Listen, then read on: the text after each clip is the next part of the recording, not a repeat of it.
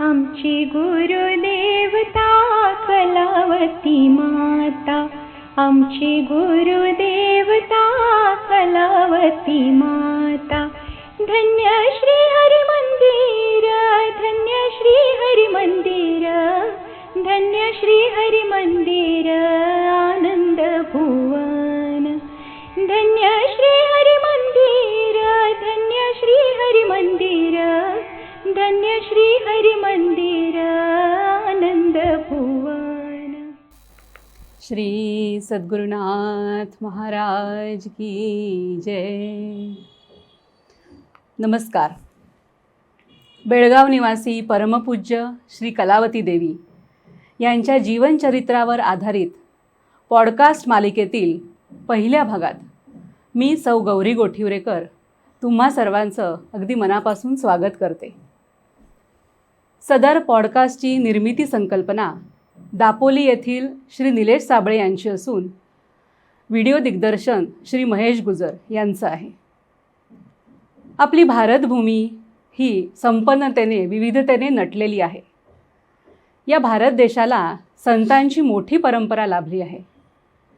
त्यामध्ये संत कबीर, संत नामदेव, संत एकनाथ यांचा समावेश आहे. त्यांनी दीन शोषित अशा जनांना ज्ञानामृत पाजलं आणि त्यांना त्यांचं जीवन हे सुखमय करण्याचा प्रयत्न केला आणि त्यात ते यशस्वीही झालेले.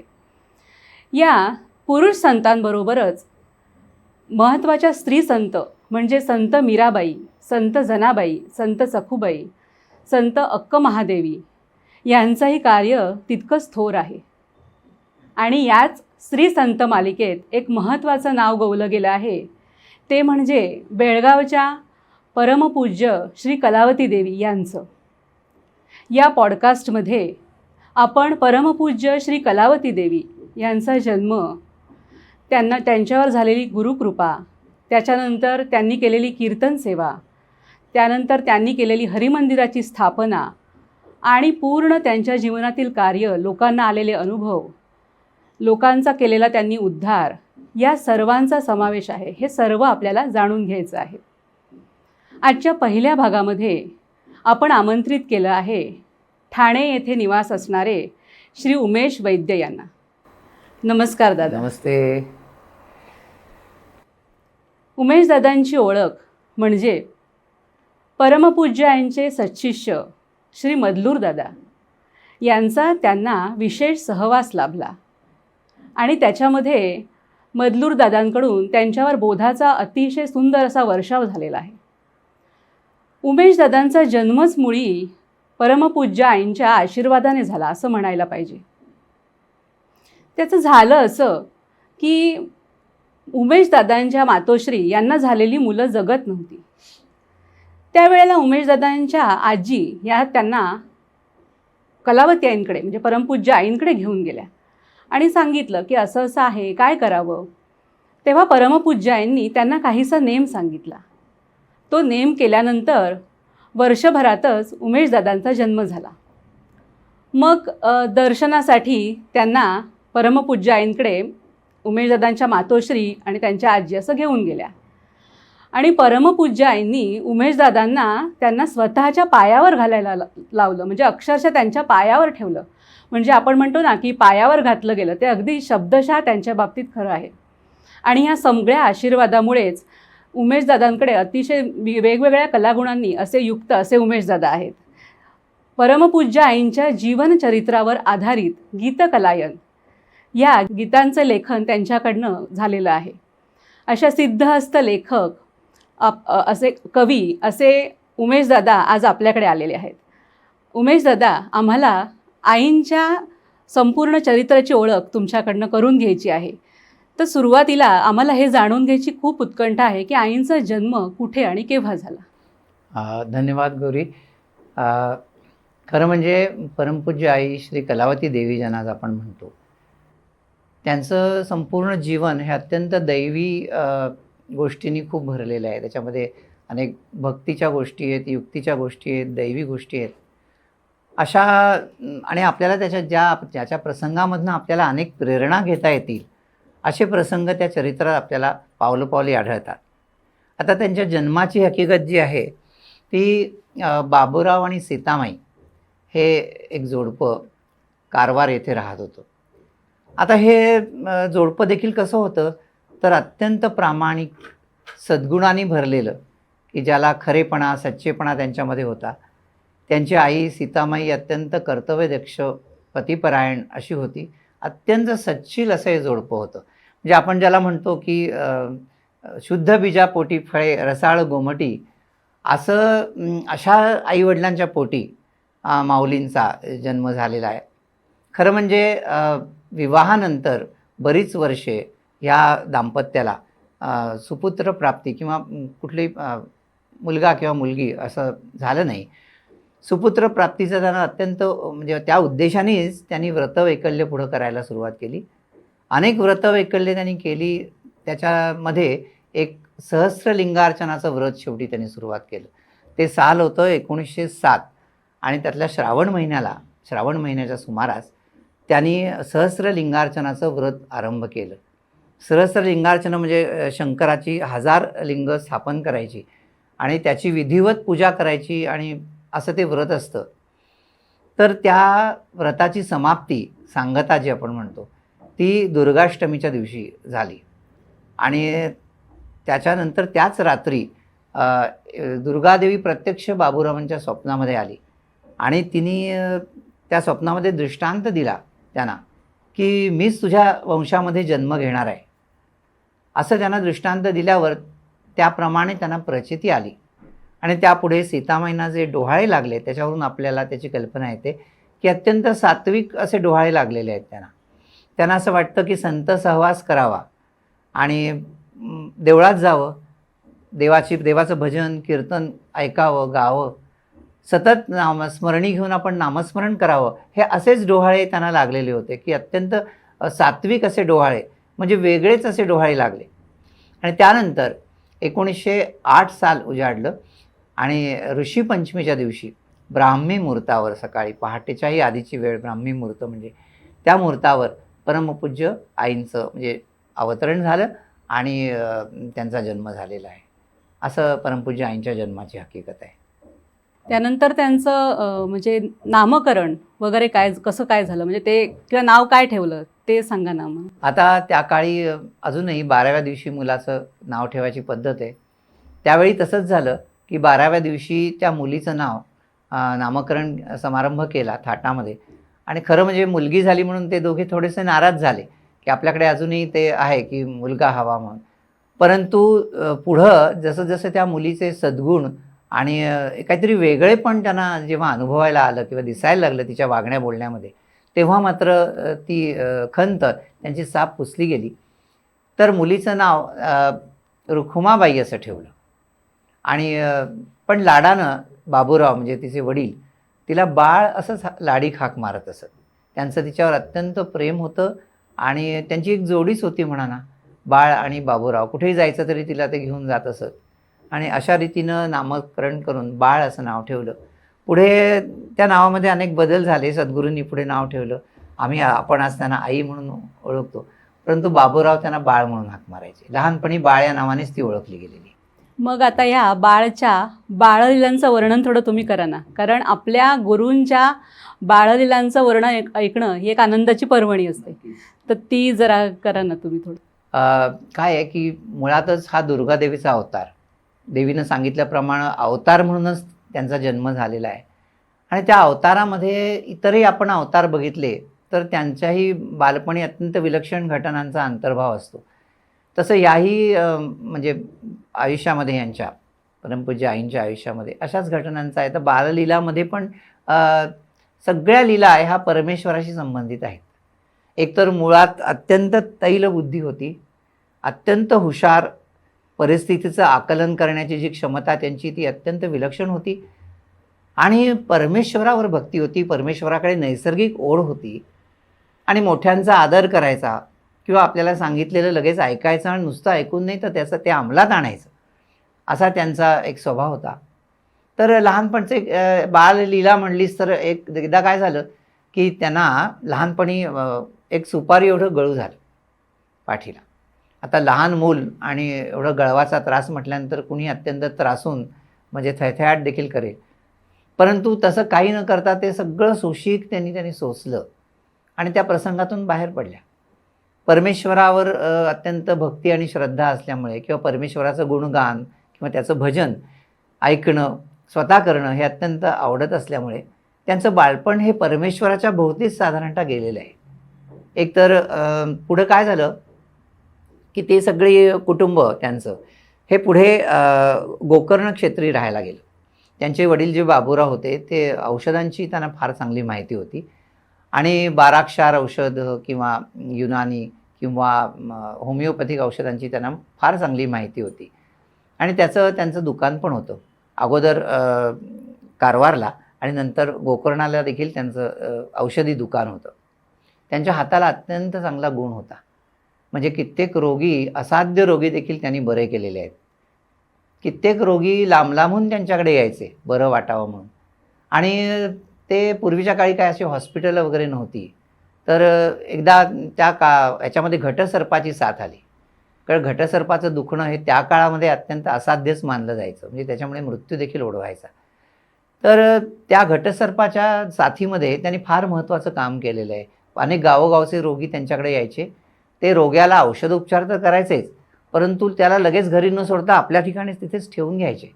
कारण त्याला बऱ्याचदा औषध लावावं लागायचं. त्यांच्या गळ्यातल्या ज्या घटसर्पाच्या गाठी स्वतःच्या हाताने ते फोडायचे आणि त्याला औषध लावायचे. त्याच्यानंतर सीतामाईंचा देखील याच्यात सहभाग होता. म्हणजे केवळ पतीसेवा करून त्या थांबल्या नाहीत, तर पतींकडे येणारे जे रोगी होते त्यांची देखील अत्यंत निरलसपणे सीतामाईंनी सेवा केली. त्यांचाही अत्यंत सेवाभावच होता.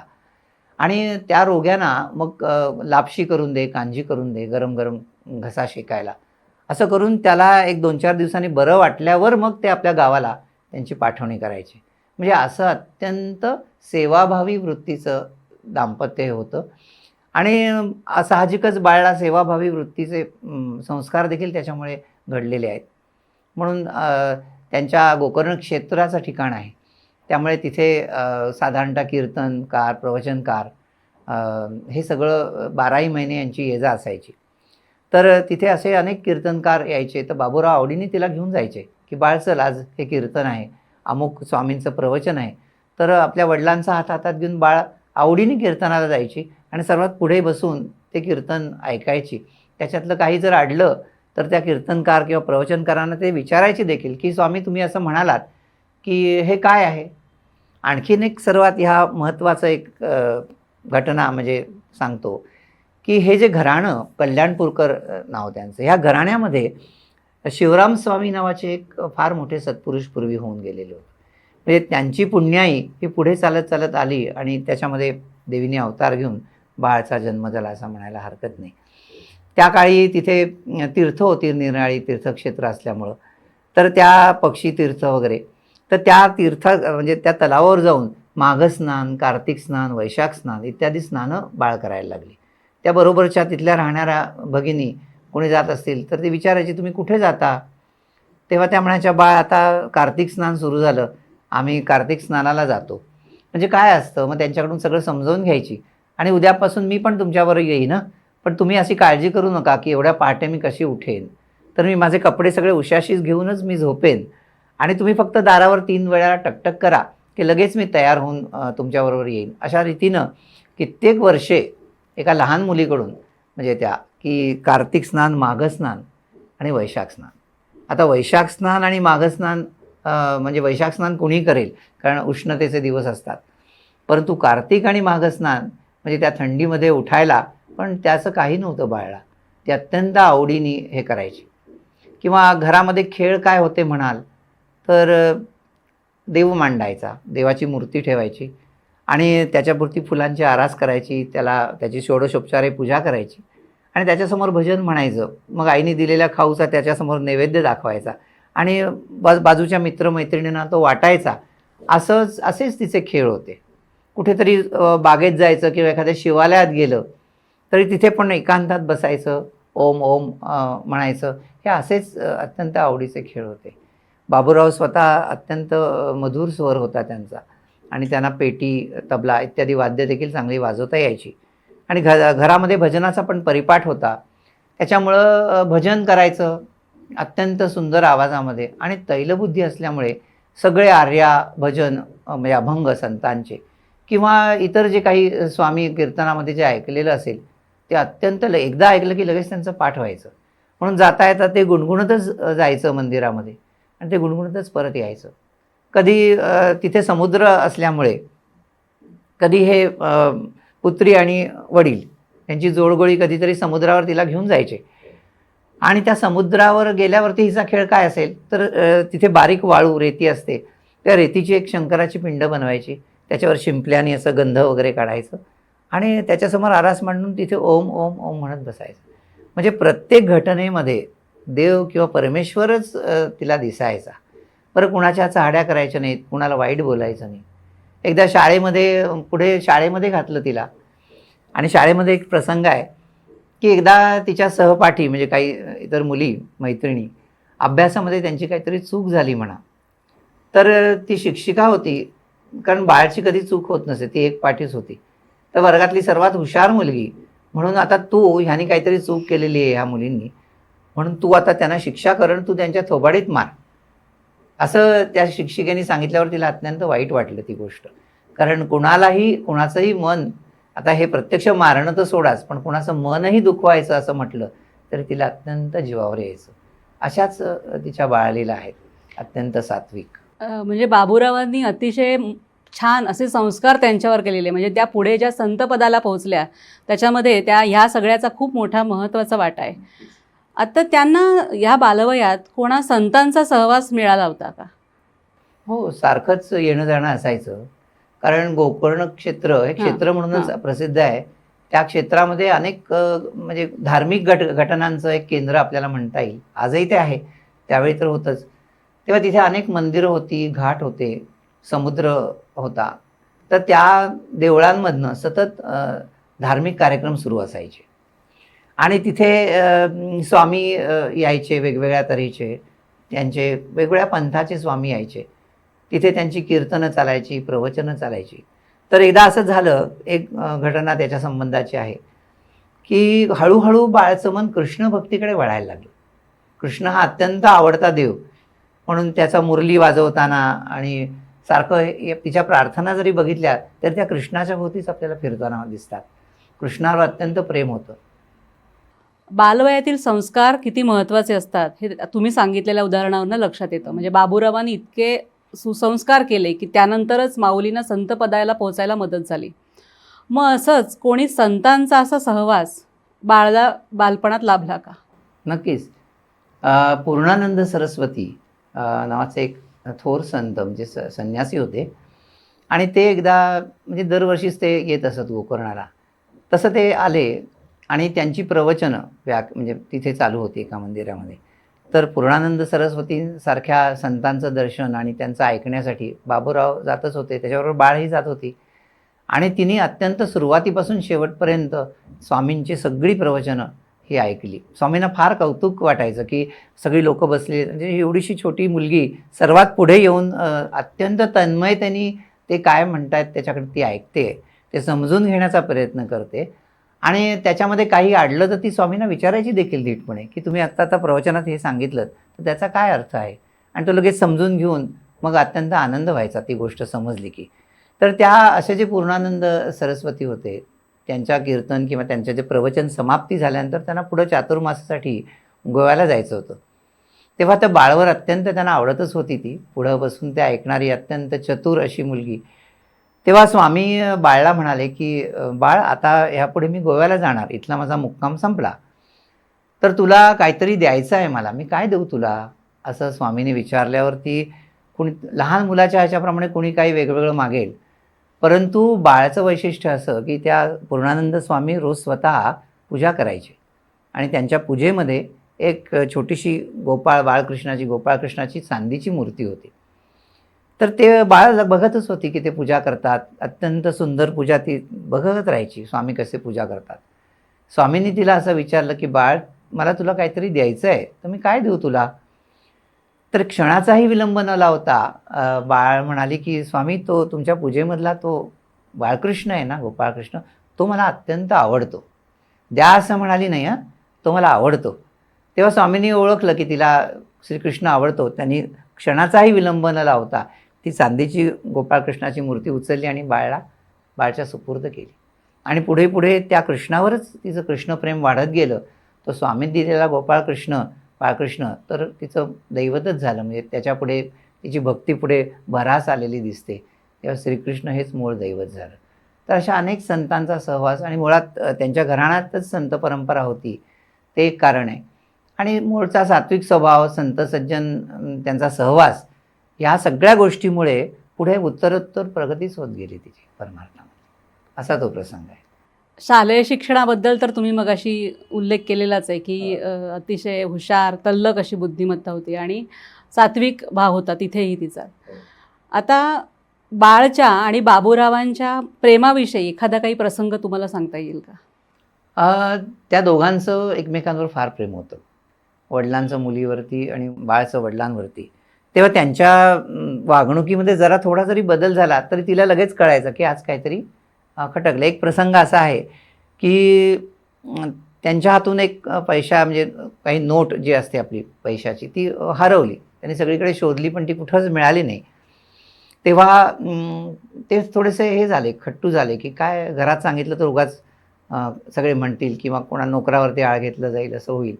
म्हणून त्यांनी ती गोष्ट कोणाला सांगितली नाही. पण त्यांच्या वागणुकीतच झालेला बदल की ते खिन्न दिसत आहेत, बोलत नाही आहेत, हे बाळांनी ताबडतोब ओळखलं. आणि तिने विचारलं की काय झालं अण्णा? अण्णा म्हणायची वडिलांना. अण्णा काय झालं? तर मग शेवटी तिला सांगितलं की आज ना माझे कुठेतरी मी पैसे ठेवले आणि ते आता मला मिळत नाही आहेत असं त्यांनी सांगितलं. मग बाळनं शेवटी त्या गीतेच्या पुस्तकामध्ये ती नोट मिळाली. तेव्हा ती वडिलांना असं म्हणते की रोज गीता तुम्ही वाचनात जर ठेवली असती तर तुमचे पैसे हरवलेच नसते.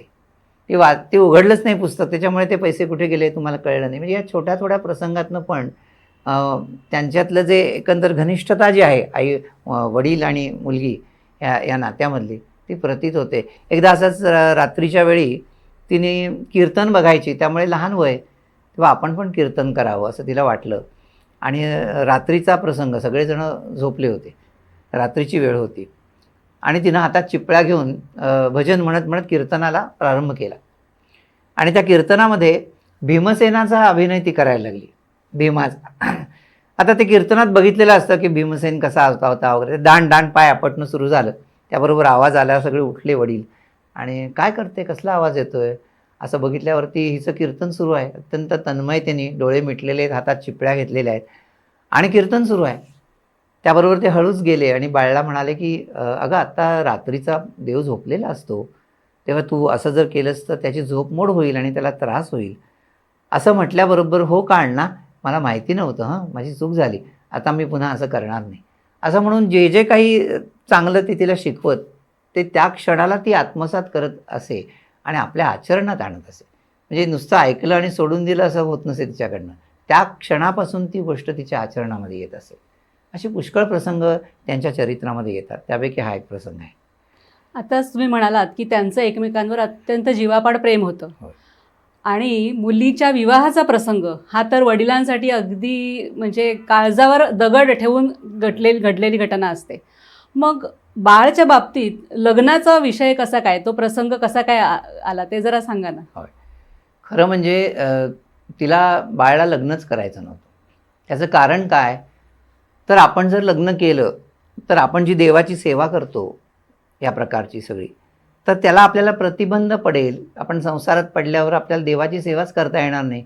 काय माहिती ते सासरकडले लोक आपल्याला देवाची सेवा करायला देतील किंवा आता ज्या मोकळेपणानं आपण कीर्तनाला प्रवचनाला जातो तेवढं मोकळेपणा आपल्याला त्या घरी मिळेल की नाही असं तिला वाटत असेल.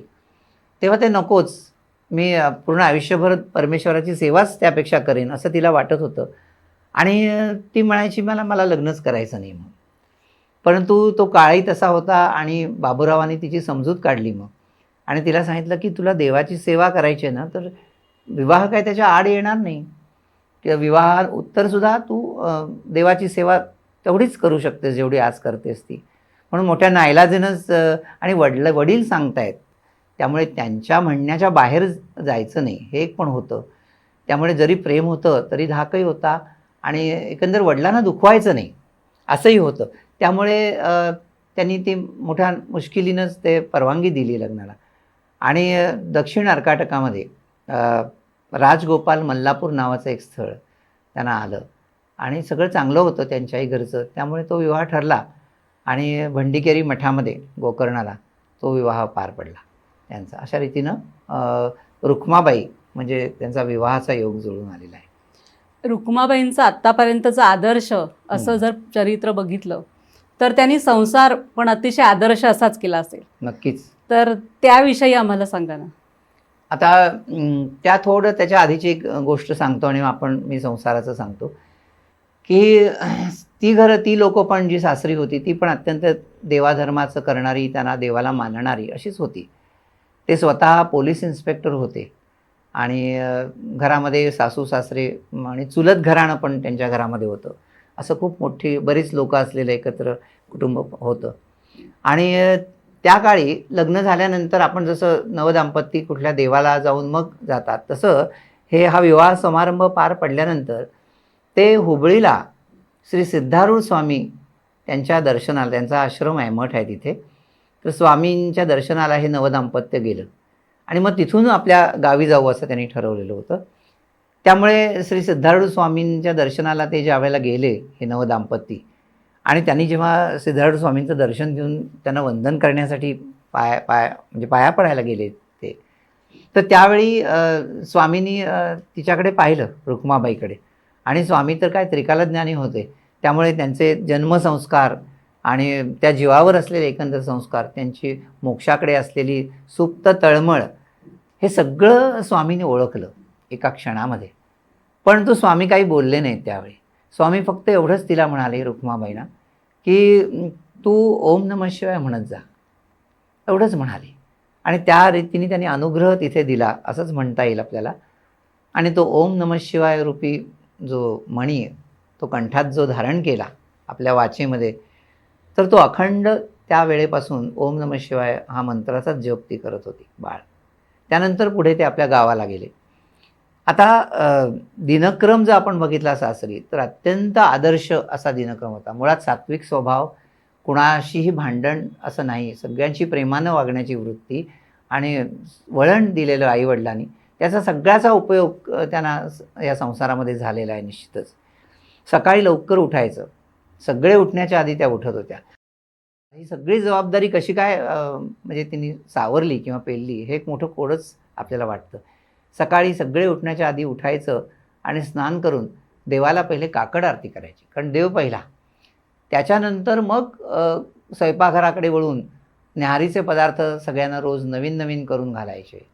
अत्यंत चवीचे पदार्थ म्हणजे सगळ्यांना आवडतील असे सगळे स्तुती करायचे की खूप छान स्वयंपाक किंवा जे पदार्थ करेल ते अत्यंत आवडत असत.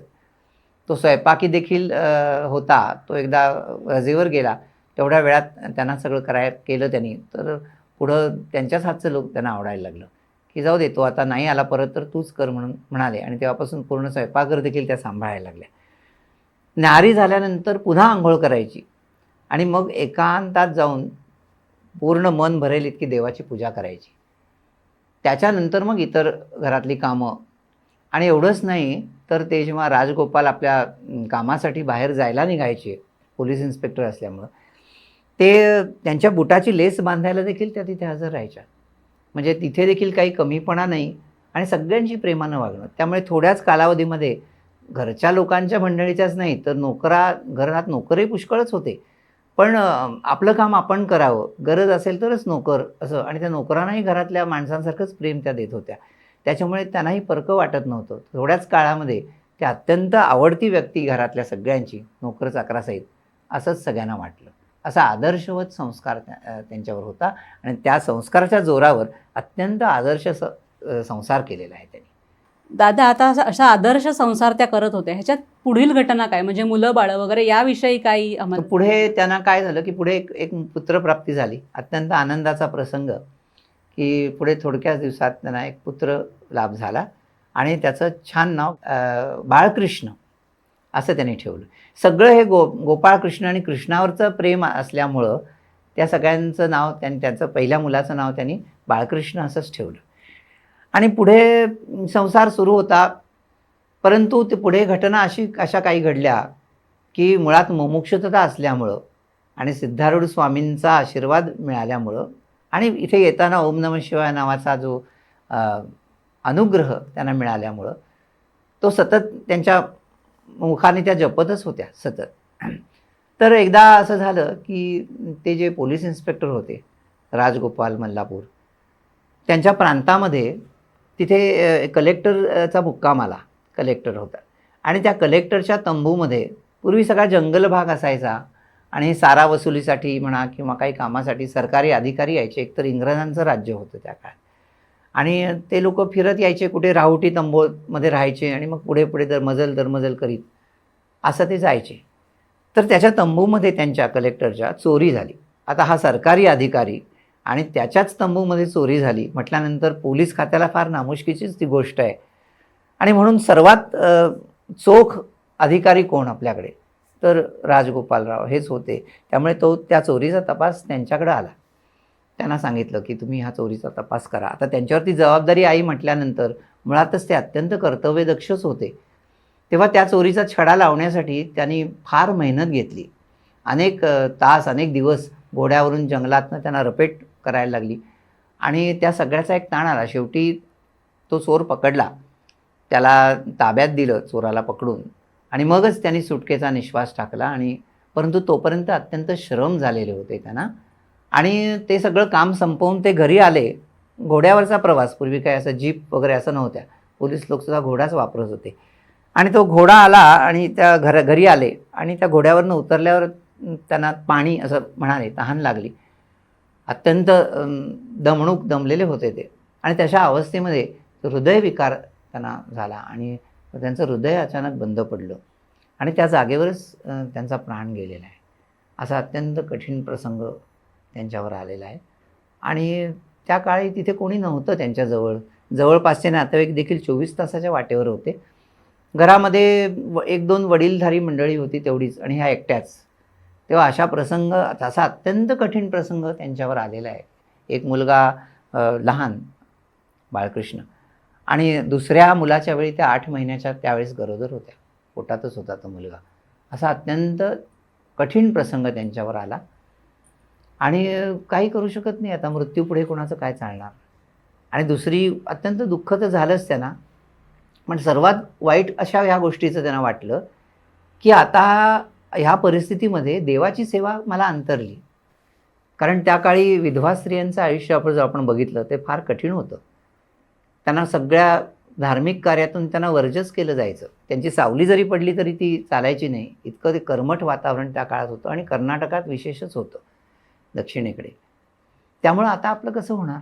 जे आपलं ध्येय होतं की देवाची कृपा मिळवायची, आत्मज्ञान मिळवायचं, गुरु करून त्याच्याकडून बोध ऐकून या दिशेनं आपलं आयुष्य जात असताना अचानक हा प्रसंग आल्यावर त्यांना गोंधळूनच जायला झालं. अत्यंत दुःखाचा प्रसंग. आणि मग आता त्यांनी असा विचार केला, त्यावेळी त्यांनी असा कसा विचार केला बघा, की आता ह्या अशा परिस्थितीमध्ये वैधव्य आल्यानंतर मुळात ज्याच्यासाठी म्हणून मी जन्माला आले तीच गोष्ट आता होऊ शकत नाही विधवा झाल्यामुळं. आता मला देवाच्या जवळ देखील कोणी जाऊ देणार नाही. तेव्हा आता मग या जन्माला काय अर्थच उरला नाही, या जगण्याला तरी काय अर्थ आहे असं त्यांना वाटल्यावरून आता पुढचा जन्म येईल त्यावेळेला ते पुढे जाईल, शिकणं आणि गुरुकडे जाणं वगैरे असं वाटलं. आणि आता मग हे जीवन आपण इथे संपवावं, कारण याला काही पुढे काही हेच राहिलं नाही, दिशाच राहिली नाही, असं जीवन झालं. त्याच्यामुळं त्यांनी असा विचार केला की आता हे आपलं जीवन संपवावं.